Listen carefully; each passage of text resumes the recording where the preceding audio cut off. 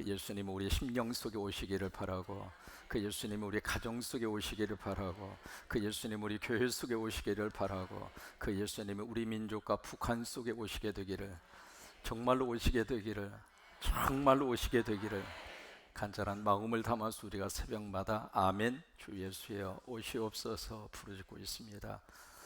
예수님이 오시면은 우리 마음속에 있는 두려움이 확 하고 사라집니다. 사람이 얼마나 많은 두려움 속에서 살고 있는가를 타임지 기사가 몇 년 전에 그것을 다룬 적이 있었어요.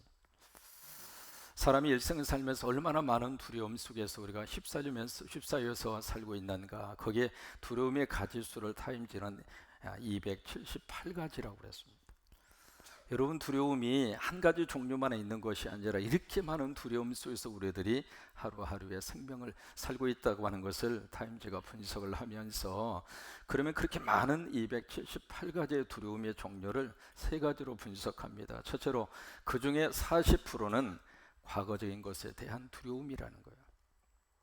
이미 지나간 일이거든요. 이미 다 끝나버린 일임에도 불구하고 과거에 내가 했던 말, 과거에 내가 했던 행동, 그것에 대한 두려움 속에 우리가 갇혀서 지금도 살고 있는 두려움의 종류가 40%라고 하는 거예요. 또 하나, 아직 미래에 오지 않는 사건인데 그 미래적인 것 때문에 우리가 두려워하는 것이 50%가 된다, 그렇게 이야기합니다. 아직 벌어지지 않았습니다. 미래는 어떻게 될지 아무도 모르잖아요. 그럼에도 불구하고 아직 내 삶 속에 사건으로 다가오지 않는 그 미래적인 것 때문에 지금 우리가 약 한 50% 정도의 두려움 속에서 살고 있다고 하는 거예요. 심지어 어떤 분은 4살 먹은 손주를 놓고 할머니가 그렇게 걱정합니다. 야, 이놈아, 너 앞으로 너 뭘 먹고 살래? 여러분, 다 먹고 삽니다. 우리보다도 더 잘 먹고 더 잘 살아요. 그럼에도 불구하고 우리는 그 손주를 보면서 미래가 걱정이 되는 거예요. 미래에 대한 두려움을 가지면서 우리는 그런 두려움 속에 사는 경우들이 한 50% 정도 된다고 하는 거예요. 또 하나, 현실적인 문제 때문에 갖는 두려움이 10%다. 그렇게 타임즈는 그렇게 분석을 했습니다. 사람은 살고 있는 모든 사람들은 이 두려움으로부터 자유를 가질 수 있을 만한 사람은 하나도 없어요. 다 두려움을 가지고 삽니다. 그래서 미국의 심리학자 린다 세퍼틴이라고 하는 사람은 그렇게 이야기합니다. 두려움이 나를 어떻게 해요? 망친다고 해요. 다른 것이 나를 힘들게 하고 다른 것을, 내 인생을 망치는 요소들도 참 많습니다만은 그 중에 하나, 이 두려움이 우리의 삶을 망치고 있다고 하는 거예요. 마치 이 두려움은 악성 바이러스하고 똑같습니다. 그 바이러스가 컴퓨터에 침투를 하잖아요. 그러면 모든 프로그램이 망가져요. 그동안에 쌓아놓고 있었던 모든 데이터베이스가 한순간에 날아가 버리는 경우들도 있게 되어져 있는데, 그런 것처럼 우리 삶 속에 두려움이라고 하는 악성 바이러스가 들어오면 우리 삶 자체가 망가진다고 하는 거예요. 영국의 시인이죠, 워드워드는 그렇게 시적으로 표현을 하고 있습니다. 두려움에는 수백 개의 눈을 가지고 있어서 당신의 마음을 괴롭혀. 그 두려움이 우리 인생 속에 한 군데에서만 우리가 두려움이 들어오는 것이 아니라 온갖 것을 통해서 우리 속에 두려움이 썰물처럼 밀려 들어오기 시작하면 그 두려움에 갇혀서 낮이나 밤이나 괴로움 속에서 살 수밖에 없다고 하는 것을 워드워드는 그렇게 표현을 한 겁니다. 그런가 하면 로마의 철학자였죠, 세네카라고 하는 사람은 두려움에 대해서 이렇게 이야기를 하고 있습니다. 두려움이 있는 곳에는 뭐가 없어요? 행복이 없어요. 우리가 하루하루 살면서 좀 맘 편하게 살고 싶고 웃고 살고 싶고 행복하게 살고 싶고 그런 소원이 있으시죠? 근데 그게 없어요. 마음속에 불안이 들어오고 마음속에 절망이 들어오고 마음속에 이 두려움의 어두운 그림자가 내 속에 들여오는 순간 그 행복이라고 하는 단어는 내 속에서 사라져버린단 말이에요.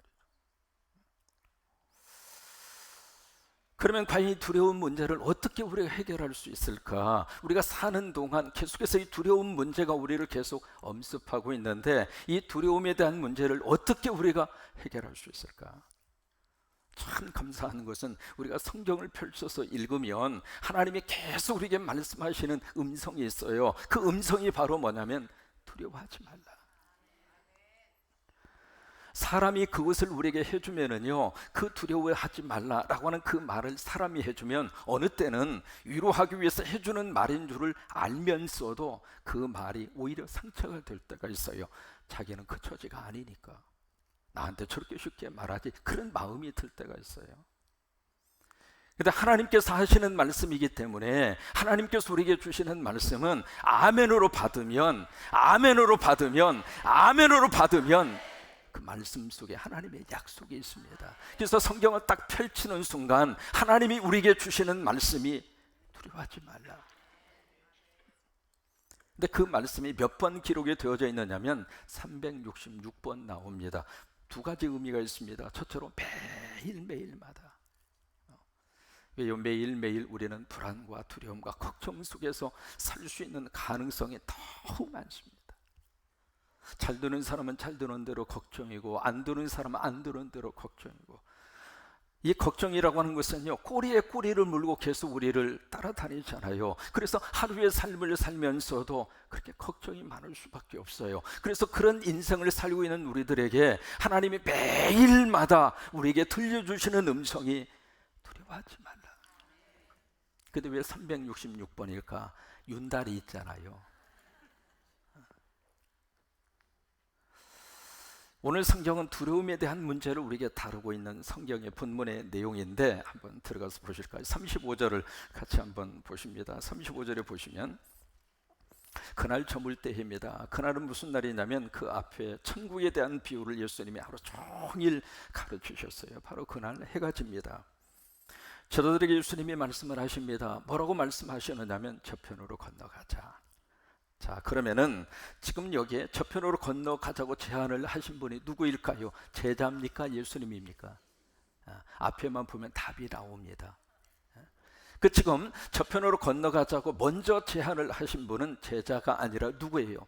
예수님이요. 예수님께서 야, 저쪽으로 건너가자, 그렇게 제안을 하신 거예요. 그러니까 이 제자들은 저쪽으로 갈 수 있는 마음 가진 게 아니었다, 그 말이에요. 제자들은 그냥 여기에 있고 싶었던 거예요. 근데 예수님이 저쪽으로 건너가자, 그렇게 예수님이 제안을 하십니다. 제안을 하시는데 그 다음에 36절에 보실까요? 그래서 예수님이 제안을 하셔서 무리를 떠나 예수님을 배에 모시고 건너편으로 가요. 건너편으로 가는데 다른 배들도 같이 따라서 건너편으로 가고 있어요. 근데 37절에 보시면은 문제를 만나게 됩니다. 37절에 보시면 뭐가 불었어요? 큰 강풍이 일어납니다. 큰 광풍이라고 하는 것은 영어로 스콜이라고 하는 단어를 쓰고 있어요. 이 스콜이라고 하는 단어는요, 돌풍을 말합니다. 예상하지도 못한 그런 바람이 갑작스럽게 마치 거대한 회오리 바람처럼 갑자기 몰아오는 것을 스콜이라고 하는 단어를 쓰는데, 그런 거대한 이 회오리 바람이 그 바닷속에 불어온 거예요. 그러다 보니까 이 배가 완전히 이제 추풍 낙엽처럼 그렇게 흔들릴 수밖에 없고, 파도가 집채만하게 이제 일기 시작을 했겠죠. 그리고 그 파도가 배 안까지 들어오게 됐습니다. 들어오게 돼서 여기 37절에 보시면 그렇게 표현하고 있습니다. 여기에 배에 물이 어떻게 됐어요? 가득하게 됐다. 그 이야기는요, 완전히 침수 직전이다, 이 말이에요. 지금 이 상황이, 지금 누가 가자고 그래서 지금 이 사건이 벌어진 겁니까? 제자입니까? 예수님이십니까? 예수님이에요. 예수님이 하라는 대로 했는데, 예수님이 가자고 그래서 순종하고 간 것뿐인데, 예상하지 못한 큰 사건을 만나게 됐고, 그 사건 속에서 이 제자들이 얼마나 두려울까? 지난주는 우리는 3년 동안 바다에 가라앉아 있었던 세월호를 들어 올렸습니다. 그 세월호의 그 배대에 드러난 그 배를 보면서 가슴이 얼마나 찢어지는, 그 가족들은 그 배를 보면서 무슨 생각을 할까? 그 안에 갇혀 있었던 300여 명의 그 귀한 생명들이 그 물에 잠겨서 얼마나 두려움과 공포와 견딜 수 없는 고통 속에 그들이 있었을까? 그 순간 이 나라를 책임지고 있는 지도자는 그 가장 귀중한 시간, 조금만 우리가 노력을 했어도 많은 생명을 구출할 수 있었다고 하는 보도를 들으면서 그는 과연 그 시간 뭘 했을까? 그런 마음이 마음속에 떠오르지 않을 수 없을 정도로 다시는 이 나라에 그런 사건과 비극이 일어나지 아니하도록 이번에 여러분 정말로 기도하시고 제대로 된 사람, 여러분 민주주의의 힘이라고 하는 것은 국민들의 투표로 나오는 거예요. 그래서 투표 행사 절대로 외면하지 마세요. 표가 나와야 정치인들은 움직이게 되어져 있습니다. 움직일 수 있는 것은 여러분의 투표예요. 그런 것처럼 이 지금 제자들이 그 배 안에 타고 있으면서 물이 막 들어와서 침몰하기 직전이란 말이죠. 그런 속에서 얼마나 두려운 마음이 들까. 근데 그것도 본인들이 잘못해서 그런 것도 아니고 주님이 하라고 그래서 한 것 같아요. 근데 그런 두려움 속에서 그 두려움에 대해서 자꾸 우리가 부정하고 싶어도 그 현실은 현실이란 말이죠. 그렇다고 그래서 그 순간에 예수님 언제 우리가 오자고 그랬습니까? 주님이 오라고 그래서 지금 가는 도중에 이런 일이 발생했는데 원인 규명, 주님이 어떻게 이렇게 우리를 이 두려움 속에 빠지게 할 수 있습니까? 그렇게 원망할 수도 있고 그렇게 비난할 수도 있고 그러잖아요. 근데 그런 속에서 그것을 아무리 원망하고 비난한다 하더라도 두려움의 현실은 그대로 있단 말이에요. 현실은 현실입니다. 영어로 말하면 팩트는 팩트입니다. 그 현실은 아무리 내가 아니라고 하더라도 내 앞에 두려움의 큰 실체라고 하는 이 현실은 부정할 수 없는 거예요. 그래서 두려움이 더 힘든 거예요. 그런 속에서 우리가 뭐가 중요할까? 그 현실에 대한 태도와 현실에 대한 그 해석은 누가 하는가? 내가 하는 거예요. 그 현실을 내가 어떻게 할 수는 없지만은, 두려움의 현실을 내가 부정할 수는 없지만은, 그 두려움의 현실 속에서 내가 어떤 태도를 갖느냐, 그것은 내가 선택하는 거예요. 내가 그것을 받아들이는 나의 태도에 의해서 달라지는 거예요. 신디라고 하는 분이 계십니다. 그분이 앓고 있는 병명이 아주 특이한 병을 앓고 있었습니다. 뭐냐면은 복합 화학물질 과민증이라고 하는 병이에요. 혹시 이 병 이름 들어보셨나 모르겠어요. 이게 무슨 병이냐면 화학성의 물질이 몸에 닿으면 몸에 알레르기 반응이 나타나요. 그래서 견딜 수 없는 고통이 막 시작이 되고 말이죠. 그런데 이게 사람이 살면서 화학 성분이 들어가지 않는 물질이 없어요. 입고 있는 옷도 화학 성분이 들어가 있고, 저녁에 침대에 들어가서 자고 싶어도 침대도 화학 성분이 들어가 있고, 이불도 마찬가지고, 또 하나 우리가 먹는 음식에도 화학 성분이 다 들어 있습니다. 그러다 보니까 이 사람은 쉽게 일상적으로 우리가 살고 있는 이 삶의 모든 환경 속에서 우리는 아주 자연스럽게 살고 있는데, 신디라고 하는 이 사람은 그 모든 것이 자신에게 있어서는 고통이라. 그리고 밖에 나가서 사람들하고 접촉도 할 수가 없어요. 왜? 그 사람을 통해서 화학성분이 피부에 닿을 수 있으니까. 그래서 사람과의 접촉도 할 수가 없고, 그래서 이분이 아이오와라고 하는 조그마한 주가 있습니다. 그 주에 산속으로 들어가서 무공의 주택을 지어요. 무공의 주택을 짓고 그 속에 들어가서 사는 거예요. 밖에 나가서 산책을 하고 싶어도, 공원에 있는 꽃을 좀 가까이 가서 만지고 싶어도 화학성분의 과민증 때문에 꽃을 만질 수 없고, 거기에 갇혀서 혼자 외로움과 고독 속에서 신디가 하루하루의 삶을 살고 있는데, 그때의 그 두려움과 공포가 얼마나 클까요? 사람은 참 묘해요. 내가 앓고 있는, 내가 지금 현재 부딪힌 문제가 가장 크다고 생각합니다. 그러나 주변을 보시면은요, 나보다 더 힘든 환경과 여건 속에 살고 있는 사람도 참 많아요. 그래서 신디가 그 속에서 하루하루를 지내는데 오늘은 기도합니다. 기도하면서 무슨 생각을 딱 하느냐면 두 가지 생각을 해요. 첫째로, 나에게 주어진 현실을 내가 받아들이자. 그 현실을 내가 거부한다 하더라도 현실은 현실이거든요. 현실은 어떻게 없어지지가 않거든요. 그래서 그때 생각하는 거예요. 이 현실 내가 바꿀 수 없다면 내가 받아들이자. 그 다음에 두 번째, 이 현실에 대한 태도와 현실에 대한 내 해석을 좀 다르게 하자. 그래서 이분이 뭘 하느냐면 인터넷으로 전 세계에 있는 사람들을 향하여 블로그를 만들어서 인터넷으로 이 블로그로 사람들하고 접촉을 하는 거예요.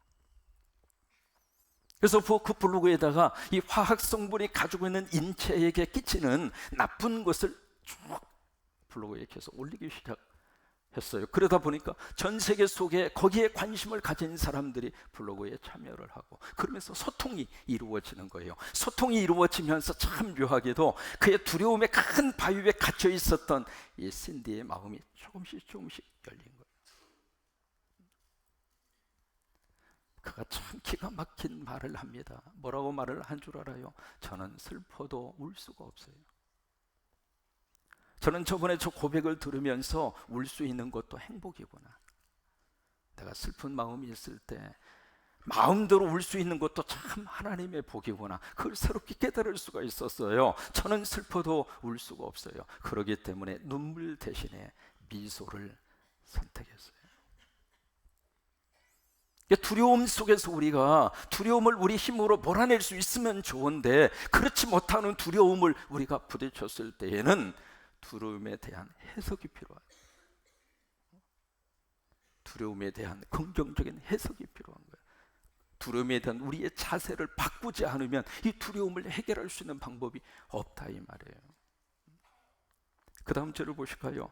그럼 제자들이 이 두려움 속에서 어떤 자세와 태도를 가졌는가? 38절입니다. 예수님이 고물에서 베개를 베고 주무시는데 제자들이 깨워요. 누구를 깨워요? 예수님을 깨우는 거예요. 그 예수님을 깨우면서 말을 합니다. 선생님, 우리가 죽게 된 것을 돌보지 아니하시나이까? 자, 보세요. 지금 제자들이 큰 광풍과 파도와 지금 침수되어져 있는 그 배, 두려움을 주는 그 요인을 보고 있는 것이 아니라 지금 누구를 본 거예요? 주무시고 있는 예수님을 주목한 거예요. 그래서 예수님을 깨운 거예요. 만약에 제자들이 두려움을 일으키는 그 요소만 바라보고 있고, 그 두려움의 요소만 자꾸 거기에 집중하고 있고, 두려움의 그 속에 몰입되어져 있으면 예수님이 보일까요? 안 보일까요? 안 보이는 거예요. 여러분, 이것이 두려움을 이길 수 있는 하나님의 방법이에요. 그러니까 예수님을 깨웠다는 이야기는 보세요. 예수 믿으면 예수님이 어디 계실까요? 여기에 계세요. 내 안에 계시는 주님을 깨우는 거예요. 주님은 여러분 안에 계세요. 주님은 여러분 안에 계신다고요. 근데 그 주님이 내 안에 뜨겁게 역사를 하시고 그 주님의 거룩한 은혜 속에서 살 때에는 믿음의 감정과 그리고 성령의 충만함과 은혜 충만한 생활을 해요. 그런데 이것이 영적으로 드라이 되잖아요. 영적으로 메말라지잖아요. 그리고 영성이 식어지잖아요. 그러면 마치 주님이 주무시는 거죠.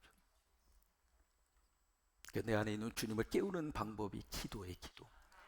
새벽 기도가 왜 중요한 줄 알아요? 새벽에 그 주님을 깨우는 거예요. 제자들이 이 두려움 속에서 두려움에 거기에 그냥 사로잡혀 있는 것이 아니라 시선을 떼서 예수님을 주목한 거예요. 여러분, 이것이 말처럼 그렇게 쉽지가 않습니다. 사람은 어떤 상처를 주는 그 아픔과 고통 속에 자기도 모르게 거기에 온통 신경과 마음이 그쪽으로 주목할 수밖에 없어요. 근데 그 상처에서 눈을 띄어야 예수님이 보이는 거예요. 미국의 목사님 가운데 세계적으로 유명한 저술 활동하시는 목사님이 맥스 루카도라고 하는 목사님이 계십니다. 미국의 이제 텍사스에서 지금 목회를 하고 계세요. 근데 그 목사님이 쓴 책 가운데 세계적으로 유명한 책이 Just Like Jesus라고 하는 책이에요. 한국말로 예수님처럼 그렇게 번역이 됐습니다. 여러분들 꼭 그 책은 한번 권해드리고 싶어요. Just Like Jesus, 예수님처럼이라고 하는 책이에요. 근데 맥스 루카도 목사님이 최근에 또 한 권의 책을 썼습니다. 그 책의 제목이 아주 인상적입니다. 영어로 보시면 그 밑에 It's not about me 그렇게 되어 있어요. 무슨 얘기냐면 내가 아닙니다, 그 뜻이에요. 근데 그것을 한국말로 번역하면서 어떻게 의역을 했느냐면 나는 작아지고 하나님은 커지고 그렇게 번역을 했습니다. 근데 그 책에서 맥스 루카도 목사님이 저 이야기해요. 하나님에게 어떻게 하면, 경통하면 뭐가 사라져요? 두려움이 사라지는. 그러니까 하나님이 커지면, 내 안에 하나님께서 크게 자리를 잡고 있으면 내 속에 있는 두려움이 사라진다는 거예요. 여러분, 거꾸로 우리가 좀 또 생각을 해볼 수 있습니다. 두려움으로 내 속에 가득하게 채워져 있으면 하나님이 사라지는 거예요.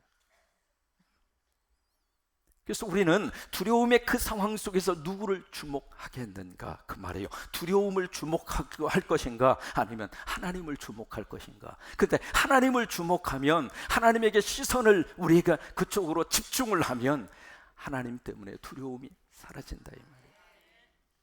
2차 세계대전에 독일군이 막 침략해서 들어와요. 폭격하면서 들어오는데 노르웨이까지 독일군이 들어오기 시작합니다. 근데 마치 어느 목사님이 노르웨이 지역의 성도에게 신방을 갔습니다. 신방을 가서 예배를 마치고 올려다가 폭격 때문에 오지를 못하고 그 집에서 하룻밤을 지내게 되는데 밤새도록 그 폭격 소리 때문에 거기에 있는 부모님들도 목사님도 막 불안과 두려움 속에서 막 그렇게 떨고 있습니다. 떨고 있는데 그 집에 초등학교 3학년 학생이 이 아이는 아무리 없는 것처럼 먹을 거 다 먹고 놀 거 다 놀고 그리고 저녁에 가서 편히 푹 자고 그리고 아침에 일어나. 그래서 목사님 보기에도 이 아이가 어떻게 이럴 수 있겠는가. 여러분 애라고 그래서 두렵지 않을까요? 두려움은 똑같이 느끼는 거거든요. 그래서 이제 목사님이 하도 신기해서 너 걱정이 안 되니? 두렵지 않니? 그랬더니 이 아이가 하는 말 참 충격적인 말을 합니다. 뭐라고 했느냐면 하나님이 안 주무시고 깨어서 저를 돌봐주시는데. 성경 말씀을 이 아이가 기억하고 있었던 거예요. 우리 하나님은 주무시지도 않고 그 말씀을 이렇게 기억을 하면서 하나님이 안 주무시고 깨어서 나를 지켜주시는데 나까지 두려워하면서 잠 못 잘 이유가 없잖아요. 애들 영성이 어른보다 훨씬 나아. 초등학교 3학년의 영성이 목사님보다 훨씬 나은 거예요. 여러분 두려움 속에서 두려움 안에 갇혀서는 두려움을 해결할 수 있는 방법이 없어요. 그런 속에서 하나님에게 집중하면 그 두려움을 이길 수가 있는 거예요. 그래서 중세기 신학자 가운데 벵겔이라고 하는 신학자가 있습니다. 벵겔이 그런 이야기 합니다. 같이 한번 읽어볼까요? 하나님만 두려워하는 사람은 하나님이 아닌 것에 대해서는 아무것도 두려워하지 않아요. 이게 두려움이라고 하는 게 계속 꼬리에 꼬리를 물고 나오잖아요. 근데 그 두려움이 부정적인 쪽으로 나를 끌고 가요. 제가 이제 이민 목회하면서 어느 한 집사님이 삐쳤어요. 그래가지고 이 집사님이 시험에 들었어. 참 삐치는 사람도 많아. 근데 참 묘한 게요, 이 사람이 삐치면 옆에 있는 사람도 같이 삐쳐. 와, 무슨 당구 치는 것 같아. 희한해요. 이 사람이 삐치면 그 옆에 있는 사람도 같이 삐치고. 그래서 서로 말해줘. Are you 삐쳐? Yes, I am 삐쳐. 그래서 막 이 사람 저 사람 막 삐치기 시작하는데 분위기를 이제 목사는 어느 정도 알고 있잖아요. 교인도 몇 명이 안 되는데 그 중에 이제 좀 이게 좀 센 사람이 있잖아요. 이 센 사람이 삐친 거예요. 그때부터 얼마나 걱정과 두려움이 앞서는지 말이죠. 뭐냐면 그 사람 삐쳐서 교회 나가면 그래 옆에 있는 사람도 끌고 나가겠지. 그런 식으로 이제 생각이 자꾸 이렇게 미치기 시작하니까 다 나가고 아무도 없어. 근데 딱 한 사람 남더라고. 연자씨.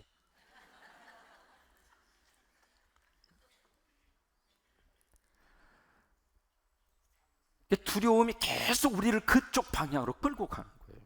그래서 벵겔이라는 신학자의 말이 다시 한번 깊이 생각을 하고 싶은 거예요. 다시 한번 떼어줘 봐요. 하나님만 두려워하는 사람. 이게 무슨 얘기예요? 정말 두려워할 대상은 누구라는 이야기예요? 하나님.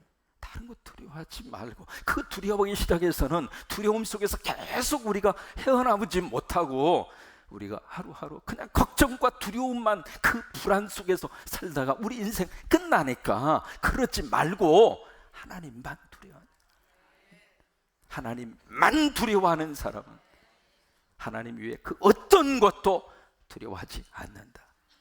믿으시면 아멘. 그렇게 좀 살았으면 좋겠어요. 눈만 뜨면 걱정, 또 이 걱정.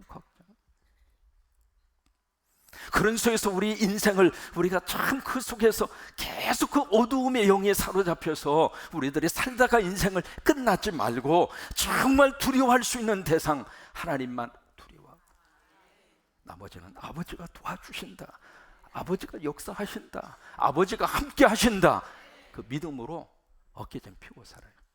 어깨 좀 피세요. 어깨 좀 펴고. 자, 보실까요? 예수님이 어떤 모습으로 이 문제를 해결을 하셨는가? 39절입니다. 예수께서 깨어서 바람을 어떻게 해요? 꾸짖으세요. 그리고 바다를 향하여 명령을 하십니다. 잠잠하라, 고요하라. 그렇게 하시니까 바람이 어떻게 됐죠? 그치고, 그리고 이 파도가 어떻게 됐습니까? 잔잔해졌어요. 자, 보세요.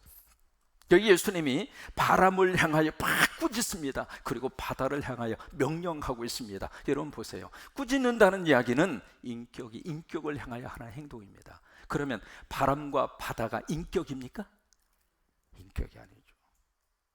그러면 그 인격체를 향하여 인격체가 막 꾸짖고, 영어에 리브크라고 하는 말을 쓰고 있거든요. 막 비난을 하고 막 꾸짖는 행동을 할 수 있어요? 할 수 없어요?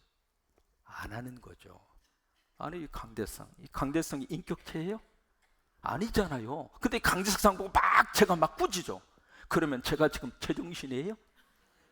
그럼 목사님 새벽기도 총직문 하더니 갔어. 그리고 얘를 향하여 우리가 꾸짖을 수가 없잖아요. 인격체가 아니니까. 그리고 여기 인격과 인격이 서로 할 수 있는 행동이 꾸짖는 행동이고 명령하는 행동이라 그 말이에요. 그러면 여기 예수님이 바람과 바다, 그 비인격체를 향하여 지금 꾸짖고 있는 것인가? 그거 아니에요. 그 배후에 그것을 일으키고 있는 인격체가 있다는 얘기예요. 그것을 향하여 예수님이 막 꾸짖고 명령한 거예요. 그러면 바람을 일으키고 파도를 일으키는 두려움을 가져다주는 그 인격체가 무엇일까? 마귀와 사탄이라 그 말이에요. 평온하던 우리 가정 속에 갑자기 막 이상한 바람이 불기 시작하는, 왜 그래요? 악한 영이 그렇게 만들고 있다 그 말이에요. 평온하던 그 바다에 갑자기 큰 파도를 막 일으키면서 우리를 힘들게 만드는 그 두려움을 가져다 주는 그 요인 가운데 누가 있는가? 악한 영이 있다 그 말이에요. 그 악한 영을 향해 예수님이 꾸짖으신 거예요. 여러분, 우리도 마찬가지입니다. 갑자기 두려움이 막 밀려오기 시작하면 예수님의 이름으로 명령하세요. 예수님의 이름으로 꾸짖으세요. 같이 한번 해보세요. 두려움을 주는 악한 영아. 다시 한번, 두려움을 주는 악한 영아, 예수의 이름으로 떠나갈지어다. 예수님이 그렇게 하셨으니까. 갑자기 막 식은땀이 나고 막 사람이 두려움 속에 이렇게 휩싸여져 있으면 잠도 오지도 않고요, 식사를 해도 소화가 안 돼. 늘 속이 거부룩하고 머리가 띵하고.